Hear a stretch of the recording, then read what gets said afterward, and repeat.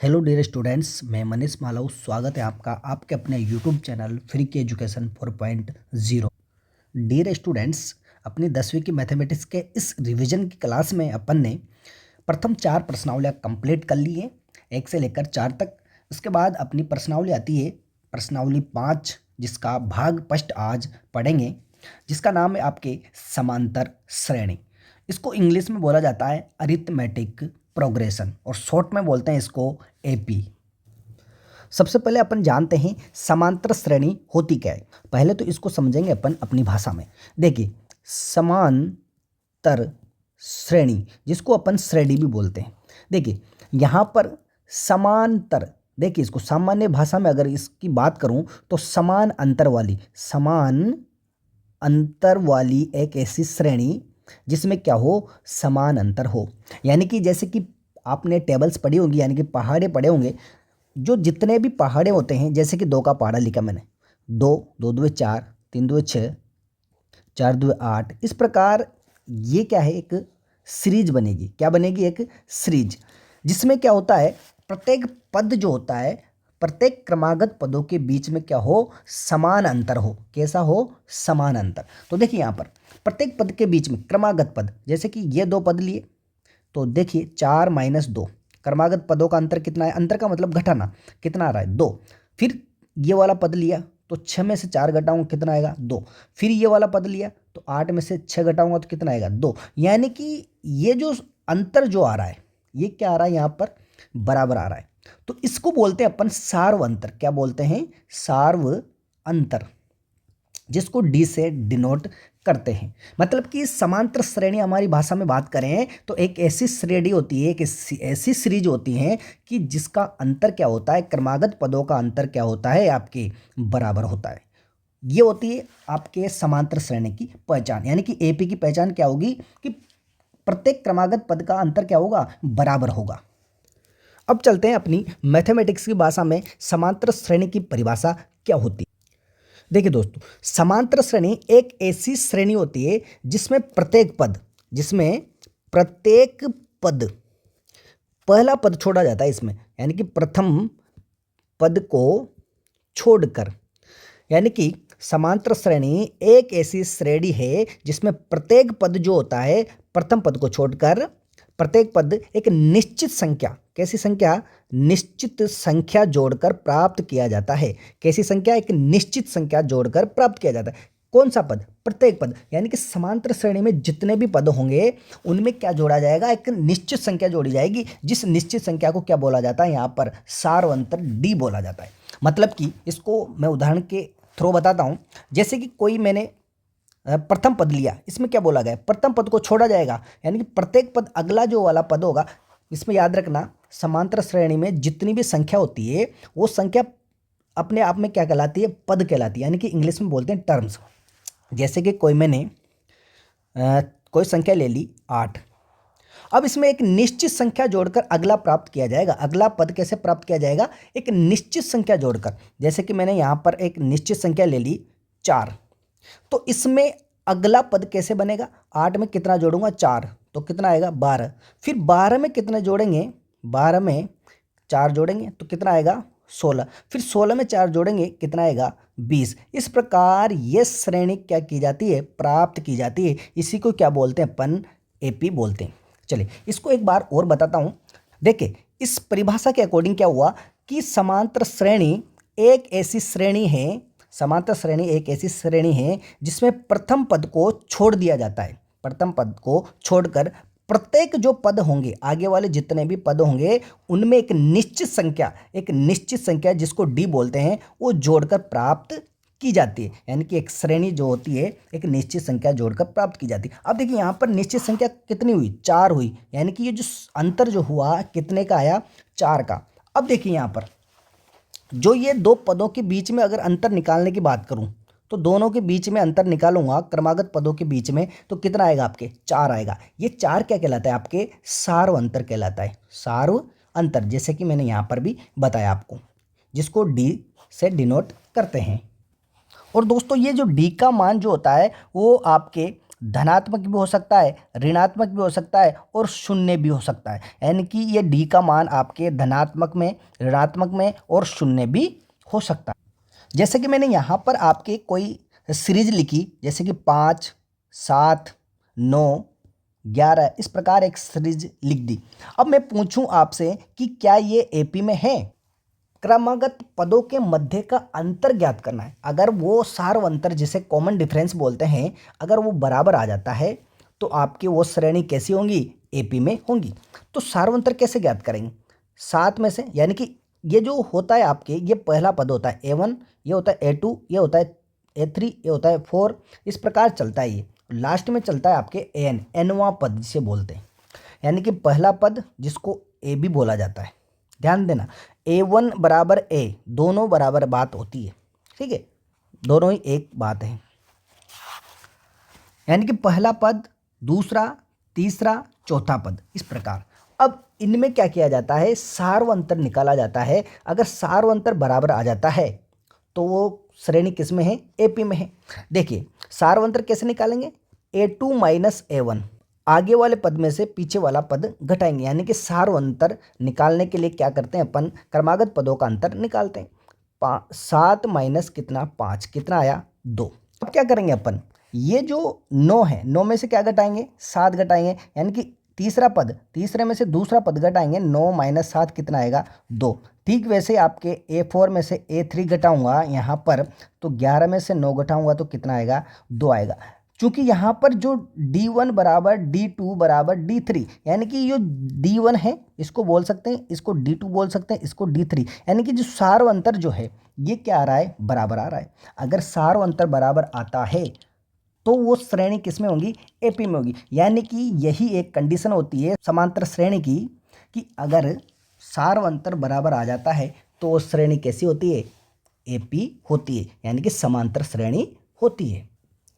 दोस्तों एपी जो होती है वो दो प्रकार की होती है आपके। एक तो होती है परिमित, परिमित एपी, एक होती है अपरिमित एपी।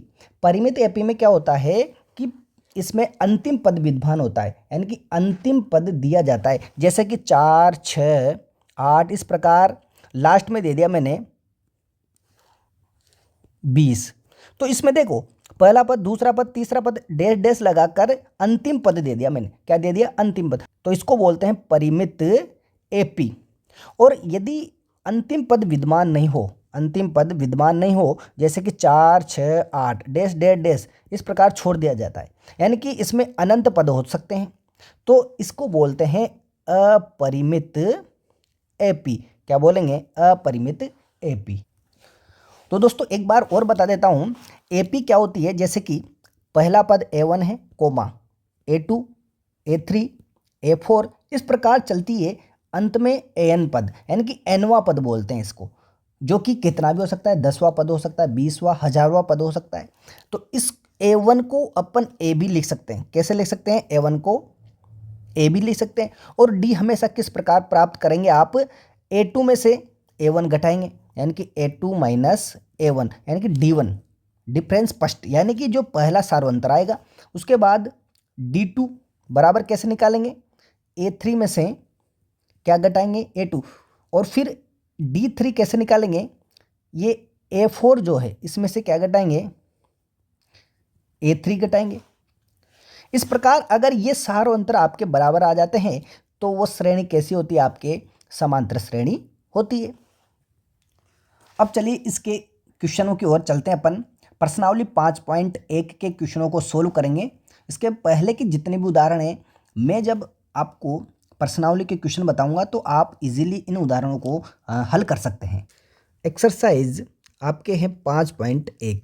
देखिए दोस्तों, इसके 5.1 के क्वेश्चन नंबर 4 से अपन शुरू करेंगे, क्योंकि अपन जो क्वेश्चन करेंगे सिंपल क्वेश्चनों को पहले हल करेंगे, उसके बाद इनका लेवल बढ़ता जाएगा अपने। हालांकि इतने हार्ड क्वेश्चन नहीं है, बहुत शानदार क्वेश्चन है। तो इसका अपन लेते हैं क्वेश्चन नंबर 4। देखिए क्वेश्चन नंबर 4 में मैं आपको क्वेश्चन बताऊंगा, कुछ 3-4 क्वेश्चन इसमें बताऊंगा। उसके बाद आप जितने भी सारे क्वेश्चंस हैं इनको सोल्व कर सकते हो क्वेश्चन नंबर 4 के। दोस्तों आप सभी से रिक्वेस्ट है कि अगर आपने अभी तक हमारा चैनल सब्सक्राइब नहीं किया तो सब्सक्राइब कर लीजिए और ऑल नोटिफिकेशन ऑन कर लीजिए ताकि आपको आगे आने वाले वीडियोज़ की नोटिफिकेशन समय पर मिलती रहे। और साथ में अपने भाई बहन और रिश्तेदारों, पड़ोसी, मित्र के साथ इस वीडियो को अधिक से अधिक शेयर कीजिए ताकि उनको भी इसका फ़ायदा मिल सके। चलिए अपन क्वेश्चन करते हैं। क्वेश्चन नंबर 4 में बोला गया है कि निम्नलिखित में से कौन कौन एपी में है। यदि कोई अगर एपी में है तो इसका सार्वंतर यानी कि डी का मान ज्ञात कीजिए और इनके 3 और पद ज्ञात कीजिए। यानी कि जो पद दिए गए हैं इसके अलावा 3 और आगे के पद ज्ञात करने। लेकिन उससे पहले क्या होना चाहिए, एपी में होना चाहिए। अगर एपी में है तो ज्ञात करेंगे, अगर नहीं है तो ज्ञात नहीं करेंगे। और एपी होने के लिए मैंने क्या बताया था कि सार्वंतर बराबर आना चाहिए। क्या आना चाहिए, सार्वंतर। देखिए दोस्तों, इसका पहला ही क्वेश्चन ले लेता हूं मैं।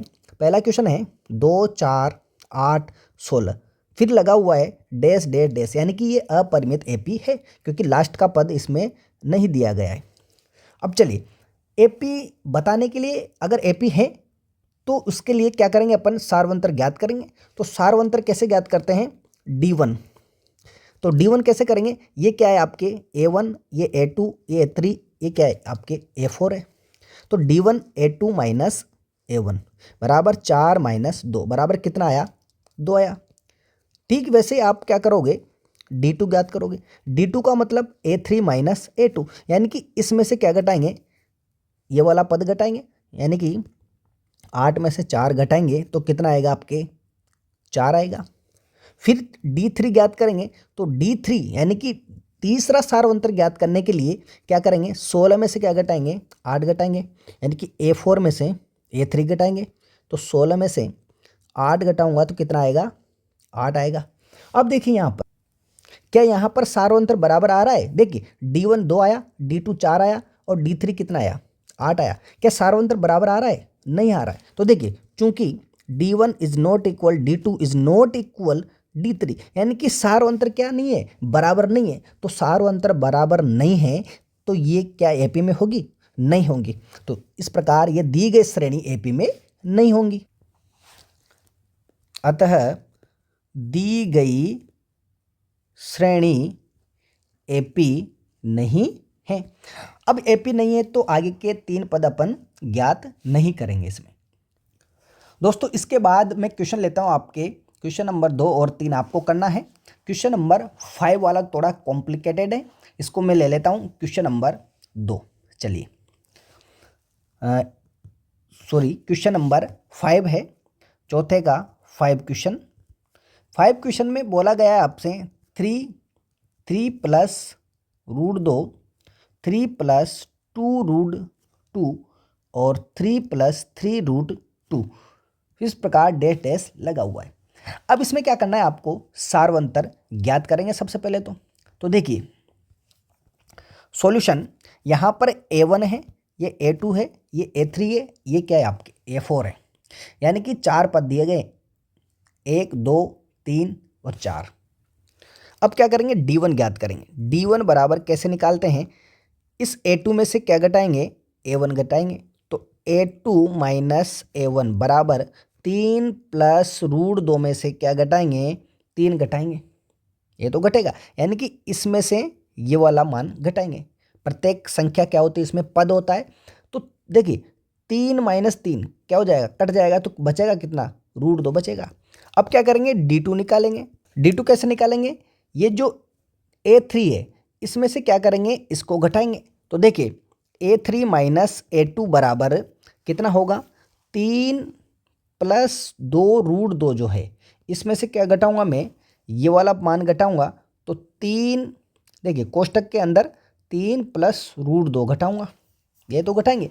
अब देखिए 3 प्लस 2 रूट 2, ये माइनस अंदर गुणा होगा तो ये माइनस प्लस का माइनस हो जाएगा।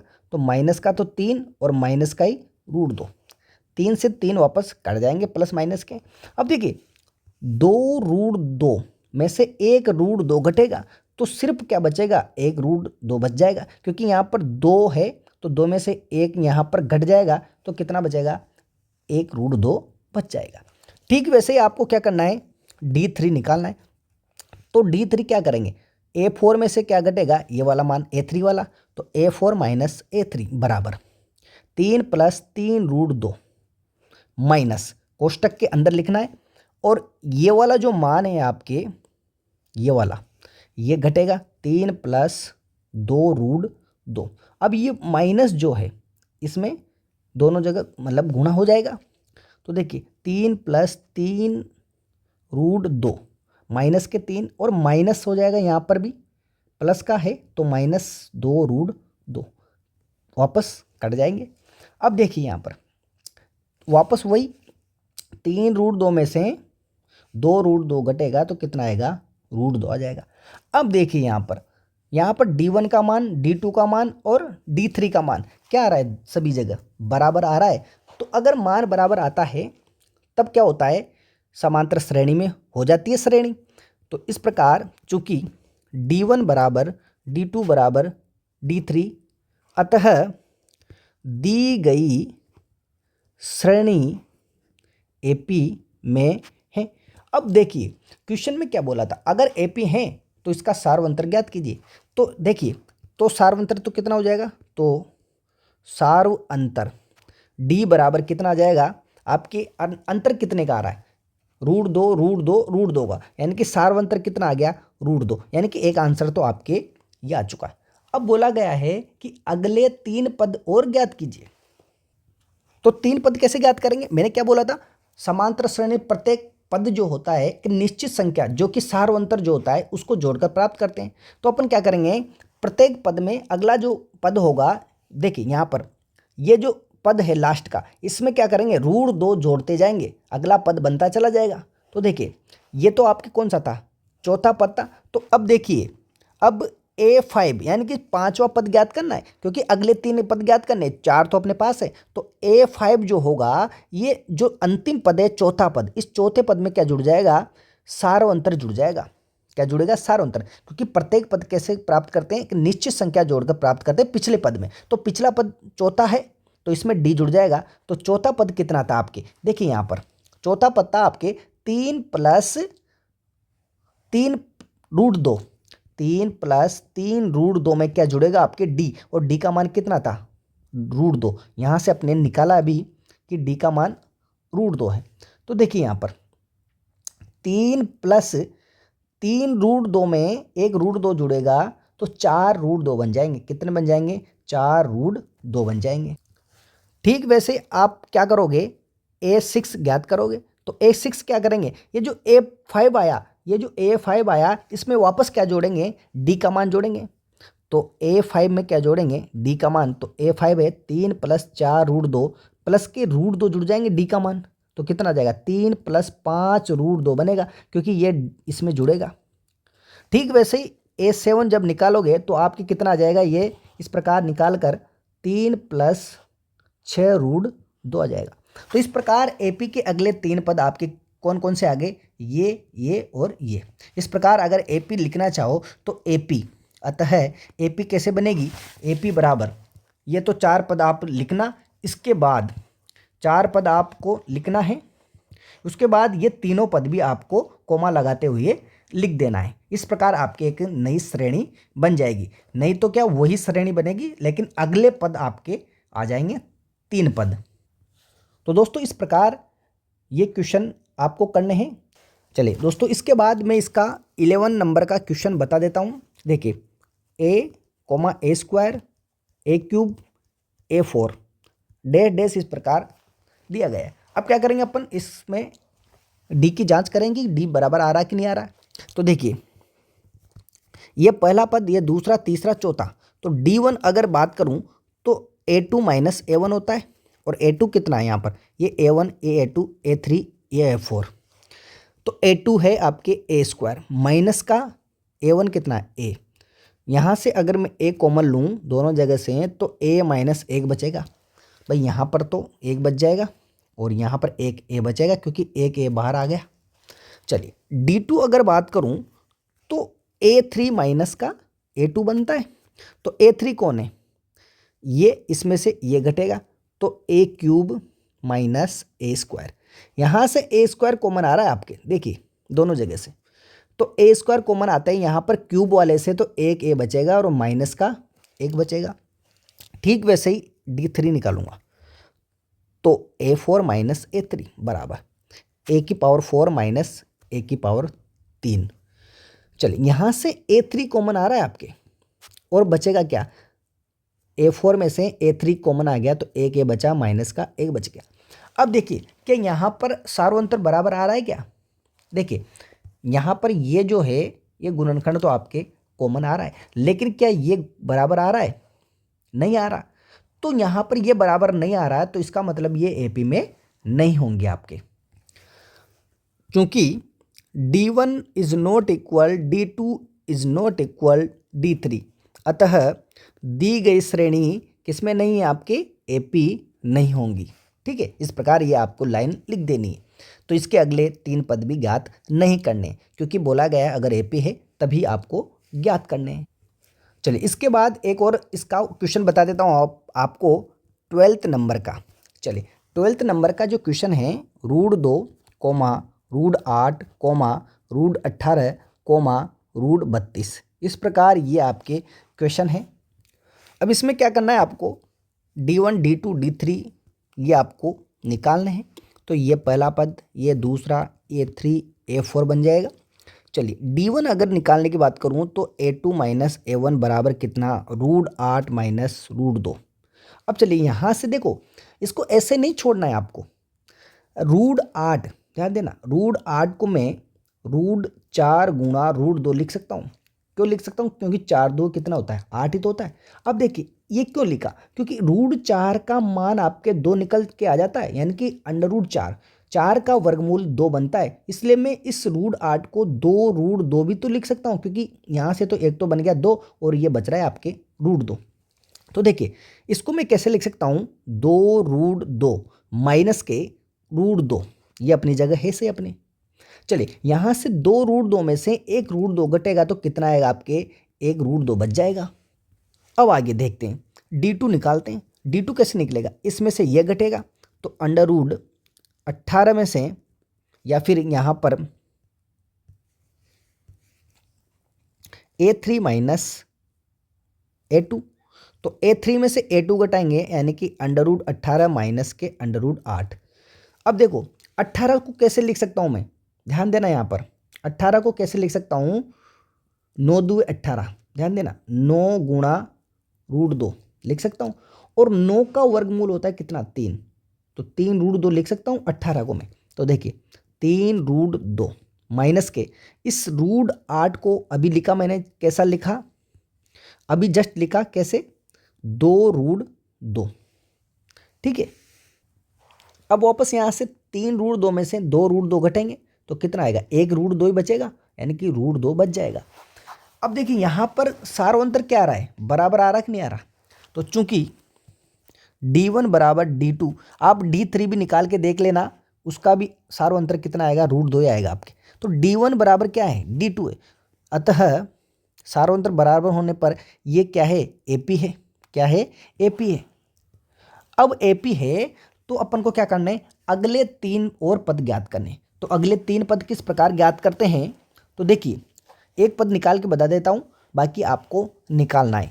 चलिए पहला, दूसरा, तीसरा और चौथा, 4 पद तो हैं, कौन सा निकलेगा। अब AP का सार्वंतर तो कितना आ जाएगा, D बराबर कितना आ गया, √2 आ गया आपके पास, क्योंकि सार्वंतर बराबर आ रहा है √2, तो सार्वंतर तो आ गया आपके √2। अब क्या करेंगे, अगला पद यानी कि A5, 5वां पद निकालने के लिए क्या करते हैं, इससे पहले वाला पद कौन है, 4, A4, इसमें क्या जोड़ेंगे, सार्वंतर। मैंने क्या बोला, परिभाषा कि प्रत्येक पद एक निश्चित संख्या D का मान जोड़कर प्राप्त किया जाता है। चलिए A4 कितना था, √32, इसमें D √2। चलिए √32 को कैसे लिख सकता हूं, ध्यान देना यहां पर, 2 16 32, यानी कि 32 को मैं लिख सकता हूँ √16 गुणा √2। 2 16 कितने होते हैं, 32, यानी कि 16 का वर्गमूल कितना, 4, 4 √2 लिख सकता हूँ किसको मैं, 32 को। तो 4 √2 प्लस के √2, तो देखिए कितना बन जाएगा, 5 √2 बन जाएगा कि नहीं बन जाएगा जुड़कर। अब देखिए ये जो 5वां पद है, ये इसको ऐसे नहीं छोड़ना है। क्यों नहीं छोड़ना है, क्योंकि यहाँ पर ये जो 5 जो बाहर की तरफ आ रहा है इसको भी अंदर लेना है। क्यों लेना है? क्योंकि यहाँ पर ये जो श्रेणी है इसमें सारे की सारी संख्या किसमें है? अंदर की तरफ है। तो अंदर की तरफ लेने के लिए इसको क्या करोगे आप? 5 जो बार है इसको स्क्वायर करके अंदर अंडर रूट के अंदर भेजा जा सकता है। क्यों भेजा जा सकता है? जैसे कि 25 है, 25 का वर्गमूल कितना होता है? 5। यानी कि जब वर्गमूल 5 बन जाता है तो वापस 5 को जब वर्गमूल के अंदर लूँ, ये जो अंडर रूट है इसके अंदर लूँ तो 25 बनेगा कि नहीं बनेगा? ठीक वैसे यहाँ पर क्या है? 5 स्क्वायर होकर अंदर जाएगा तो 25 गुणा 2 है, सही, इस प्रकार बनेगा। तो कितना बन जाएगा? Under root 50। यानी कि अगली जो संख्या आएगी, अगला जो पद आएगा वो कितना आएगा? यहाँ पर इस जगह पर अंडर रूट 50 आएगा। ठीक है, इस प्रकार आपको A6 और A7 भी आपको निकालना है। यानी कि अगले 3 पद आपको निकालने हैं, जो कि मैंने एक निकाल दिया, दूसरा और तीसरा 2 पद और आपको निकालने हैं। ठीक ऐसे ही चलिए चलते हैं अपन क्वेश्चन नंबर 3 की ओर। चौथे क्वेश्चन में जितने भी क्वेश्चन हैं ये आपको करने हैं, बाकी सिंपल है, ज़्यादा हार्ड नहीं है। चलिए क्वेश्चन नंबर 3 में बोला गया है कि निम्नलिखित में से प्रत्येक एपी के लिए प्रथम पद और सार्वंतर ज्ञात करना है। यानी कि इसका कोई सा भी एक क्वेश्चन ले लेता हूँ। जैसे कि मैंने क्वेश्चन नंबर 3 ले लिया, 1/3 कोमा 5/3 कोमा है 9/3 और 13/3। इसमें पूछा गया है कि प्रत्येक एपी के लिए, मतलब कि ये एपी में है, किस में है? एपी में ऑलरेडी है। इसके लिए प्रथम पद और सार्वंतर डी का मान आपको ज्ञात करना है, सिर्फ कुछ नहीं करना। यानी कि प्रथम पद, तो देखिए प्रथम पद तो कौन सा होता है? A1 वाला। यानी कि प्रथम पद A1 बराबर A बराबर कितना? 1/3। एक तो आंसर ये आ गया आपके। और एक और पूछा गया है, क्या पूछा है? सार्वंतर। तो सार्वंतर D बराबर क्या होगा? क्रमागत, कोई सा भी क्रमागत पद ले लो, सभी में समान आएगा। क्यों आएगा? क्योंकि उसने पहले से दे दिया एपी में है। तो आप क्या करोगे? इस वाले पद में से ये वाला घटा देना। तो 5/3 में से क्या घटाऊंगा? 1/3। तो एलसीएम कितना आएगा? 3। तो 5 - 1 सेम आएगा ऊपर की तरफ। तो 5 में से 1 घटाऊंगा तो कितना आएगा? 4/3। यानी कि डी का मान कितना आ गया आपके? 4/3। इस प्रकार ये आपके आंसर आ जाएगा। आपको प्रथम पदों निकालना है और डी का मान निकालना है, बस इतना सा क्वेश्चन ही है। बाकी इसका पहला, दूसरा और चौथा आपको करना है, बिल्कुल सिंपल सा क्वेश्चन है। इसके बाद चलते हैं अपन क्वेश्चन नंबर 2 की ओर। देखिए क्वेश्चन नंबर 2 में पूछा गया है कि दी हुई एपी के प्रथम 4 पद लिखिए, जबकि प्रथम पद ए का मान और सार्वंतर डी का मान दिया गया है। क्वेश्चन नंबर 2 देखिए, इसमें ए का मान दिया गया है और डी का भी दिया गया है, मतलब कि सार्वंतर दिया गया है। और प्रथम 4 पद आपको लिखने हैं, A1, A2, A3 और A4। जैसे कि इसका एक क्वेश्चन लेता हूं, मैं डायरेक्टली ले लेता हूं क्वेश्चन नंबर 5, क्योंकि ये पॉइंट में है और माइनस में भी है, तो थोड़ा सा कॉम्प्लिकेटेड है, तो इसको बता देता हूं। ए बराबर है आपके माइनस का 1.25 और डी का मान है आपके 0 पॉइंट माइनस में -0.25। अब प्रथम 4 पद ज्ञात करने हैं, तो प्रथम चार पद यानी कि A1 पहला पद ज्ञात करेंगे। तो पहला पद तो आपके डायरेक्ट A1 कौन सा होता है? ए वाला जो मान होता है वही क्या होता है? A1 होता है। तो बराबर ए बराबर कितना? -1.25। ये तो आपके प्रथम पद आ गया। दूसरा पद A2 कैसे निकालते हैं? A2 मैंने क्या बोला था? जो प्रथम पद को छोड़कर एक निश्चित संख्या जोड़कर प्राप्त किया जाता है प्रत्येक पद। तो निश्चित संख्या आपको दे रखी है, यानी कि सार्वंतर दिया गया है। तो इससे पहले वाले पद में क्या करेंगे? अपन डी का मान जोड़ देंगे, यानी कि A2 निकालने के लिए A2 से पहला कौन सा पद है? A1 है। तो A1 प्लस क्या करेंगे? डी। तो A1 -1.25, इसमें क्या जुड़ जाएगा? 0 पॉइंट कहीं का माइनस का, तो यहाँ पर प्लस की जगह क्या हो जाएगा? माइनस हो जाएगा, क्योंकि माइनस का है यहाँ पर। -0.25 जैसे जुड़ेगा तो माइनस माइनस जुड़ेंगे, चिन्ह कहीं का आएगा? माइनस का।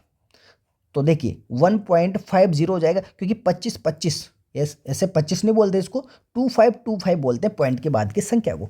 तो कितना हो जाएगा? 1.50 हो जाएगा माइनस में। इसके बाद अपन निकालते हैं A3 तीसरा पद। तो तीसरा कैसे निकालेंगे? इससे पहले वाले पद में A2 है, इसमें क्या जोड़ेंगे, D का मान। तो किस प्रकार होगा, A2 का मान कितना आया आपके पास, -1.50 माइनस जुड़ेगा D का मान, D कितना है, माइनस यहाँ पर है तो -0.25 बराबर कितना हो जाएगा, माइनस माइनस जुड़ जाएंगे, चिन्ह माइनस का आएगा 1.75, क्योंकि 50 में 25 जुड़ेगा तो 0.75 बनेगा, तो -1.75 आपके क्या आ जाएगा, A3 का मान आ जाएगा। इसी प्रकार A4 का मान आपको निकालना है, इजीली आप निकाल सकते हो। तो इस प्रकार इस क्वेश्चन का आंसर आपके आ जाएगा। अब इसके बाद आपको इसमें जितने भी क्वेश्चन हैं, पहला, दूसरा, तीसरा, चौथा, कोई सा भी क्वेश्चन हो, सेम यही पैटर्न आपको अपनाते हुए क्या करना है, मान निकालना है। अब चलते हैं अपन क्वेश्चन नंबर 1 की ओर। क्वेश्चन नंबर 1 देखिए, निम्नलिखित स्थितियों में से किन स्थितियों में संबद्ध संख्याओं की सूची एपी में है और क्यों है।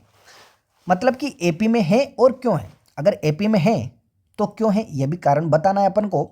और एपी में होने के लिए मैंने क्या बोला कि सार्वंतर क्या आना चाहिए, बराबर आना चाहिए। तो देखिए, प्रत्येक किलोमीटर के बाद टैक्सी का किराया, पहला ही क्वेश्चन है आपके, प्रत्येक किलोमीटर के बाद टैक्सी का किराया, जबकि प्रथम किलोमीटर के लिए किराया कितना है, 15 रुपये है। यानी कि दिया है प्रथम किलोमीटर, फर्स्ट किलोमीटर के लिए। देखिए यहाँ पर मैं रिवीजन करा रहा हूँ, इसलिए थोड़ा सा शॉर्ट में लिखाता हूँ। आप जब क्वेश्चन सोल्व करोगे वहाँ पर एग्जाम हॉल में, तो आपको संपूर्ण जानकारी लिखते हुए, यानी कि जो अपन हिंदी भाषा में जितने भी जानकारी लिखते हैं उसमें क्वेश्चन को अच्छी तरीके से सजाने के लिए, जमाने के लिए, वो आपको सभी कुछ लिखना है। तो चलिए, प्रथम फर्स्ट किलोमीटर चलने के लिए टैक्सी का किराया कितना है, 15 रुपये है। यानी कि प्रथम जो फर्स्ट किलोमीटर चलेगा, फिर उसके बाद प्रत्येक किलोमीटर के लिए किराया 8 रुपये बढ़ जाता है। अब देखिए, प्रत्येक अतिरिक्त जो किलोमीटर हैं, अतिरिक्त किलोमीटर चलेंगे अगर, तो उसका किराया कितना है, 8 रुपये लगते हैं। यानी कि ये तो फिक्स चार्ज है, कितना, 15 रुपये। लेकिन अगर आप अतिरिक्त किलोमीटर चलते हो तो कितना देना पड़ेगा आपको, 8 रुपये देना पड़ेगा 1 किलोमीटर का। तो देखिए, प्रथम किलोमीटर के लिए तो श्रेणी किस प्रकार बनेगी, तो देखिए यहाँ पर A1 बराबर A बराबर कितना, 15। अब अतिरिक्त किलोमीटर चलेंगे तो देखिए A2 बराबर, यानी कि दूसरे किलोमीटर के लिए क्या बनेगा, तो देखिए 15 तो क्या है आपके फिक्स है, प्लस क्या जुड़ जाएगा 8, यानी कि अतिरिक्त किलोमीटर चलेंगे तो उसमें जुड़ेगा 8 रुपये, तो कितना आ जाएगा आपके 23 रुपये हो जाएंगे। कितने हो जाएंगे, 23। ठीक वैसे A3 के लिए आप जो 23 आया उसमें क्या जुड़ेगा, फिर 8 जुड़ जाएगा, तो कितना 31 आ जाएगा। तो इस प्रकार ये क्या होता चला जाएगा, आपके 8 रुपये प्रत्येक किलोमीटर के लिए जुड़ते चले जाएंगे। तो देखिए यहाँ पर A1, A2 और A3 आपके पास है, इस प्रकार आप आगे भी निकाल सकते हो। अब क्या करेंगे, यहाँ पर D का मान निकालेंगे। अगर D का मान बराबर आता है तो AP में है। तो देखिए D1 निकालते हैं, तो A2 कितना है, ये A1 ये है, तो 23 माइनस 15 कितना आएगा, 8। और इधर D2 बराबर, इसमें से ये घटेगा, तो देखिए 31 माइनस 23 कितना है, 8। यानी कि यहाँ पर क्या आ रहा है, सार्वंतर बराबर आ रहा है। तो सार्वंतर देखो, चूंकि D1 बराबर क्या है, D2, सार्वंतर बराबर है, अतः दी गई श्रेणी कैसी है, दी गई श्रेणी AP में है, AP है। तो ये बताना था आपको, क्यों है बता दिया, कारण कि उसमें क्या आ रहा है, सार्वंतर बराबर आ रहा है, इसलिए क्या है, ये AP में है। दोस्तों ठीक ऐसे ही आपको दूसरा, तीसरा, चौथा क्वेश्चन करना है। दूसरे में भी यही है कि किसी बेलन में उपस्थित हवा की मात्रा, माना कि उसमें हवा की मात्रा कितनी है, x मान लेना, जबकि वायु निकालने वाला पंप प्रत्येक बार बेलन की शेष हवा का क्या कर देता है, 1/4 भाग बाहर निकाल देता है। तो देखिए यहाँ पर A1 तो क्या बन जाएगा, आपके x बन जाएगा, क्योंकि क्या मान लेना आप उसको, माना कि उसमें हवा कितनी है, x है। अब क्या करता है, हवा निकालने वाला जो पंप है वो प्रत्येक बार क्या करता है, 1/4 भाग बाहर निकाल देता है। तो A2 क्या बनेगा, दूसरे बार में क्या करेगा, वो भाग बाहर निकलेगा 1/4 किसका, इस टोटल हवा का। तो ये जो पहली थी इसमें से 1/4 भाग बाहर निकल गया किसका, इस एक्स का, यानी कि जो टोटल हवा थी उसका कितना 1/4 भाग बाहर निकल गया। तो ये जो पद था इसमें से ये घट जाएगा 1/4 भाग। तो यहाँ पर जब घटाओगे तो कितना आएगा आपके, इसको एलसीएम लो, इसको एलसीएम लेकर जब हल करोगे तो आपके 3/4x बनेगा। क्या बनेगा, 3/4x। ऐसे A3 निकालोगे, फिर A3 में क्या होगा कि ये जो 3/4 जो आई, 3/4 जो आई, इसमें से भी वापस क्या निकलेगा, इसका 1/4 निकलेगा किसका, इसी का 1/4। तो -1/4 निकलेगा किसका, 3/4x का। इस प्रकार इसको सोल्व करोगे आप तो आपके कितना आएगा, 9/16x आ जाएंगे। फिर आप इसमें देखना A1 A2 A3 निकालने के बाद क्या D1 D2 D3 बराबर आ रहे हैं। यदि बराबर आ रहे हैं आपके तो फिर ये AP में है, अन्यथा AP में नहीं होगी। ठीक वैसे ही आपको तीसरा वाला क्वेश्चन करना है। जैसे कि कुआं जो है इसमें लागत प्रथम मीटर खुदाई करने के लिए 150 रुपये लगता है और प्रत्येक अतिरिक्त जो खुदाई करते हैं प्रत्येक मीटर की उसके लिए 50 रुपये बढ़ता जाता है। तो पहले में 150 है, बार बार बढ़ेगा प्रत्येक मीटर के लिए, तो +50 +50 +50 जुड़ते जाएंगे। तो आपके पहला पद 150, दूसरा पद 200 बनेगा, तीसरा पद 250। क्यों, क्योंकि 150 में 50 जुड़ा, फिर 200 आया, 200 में फिर 50 जुड़ा तो 250 आया। इस प्रकार ये AP बन जाएगी आपके। तो दोस्तों ये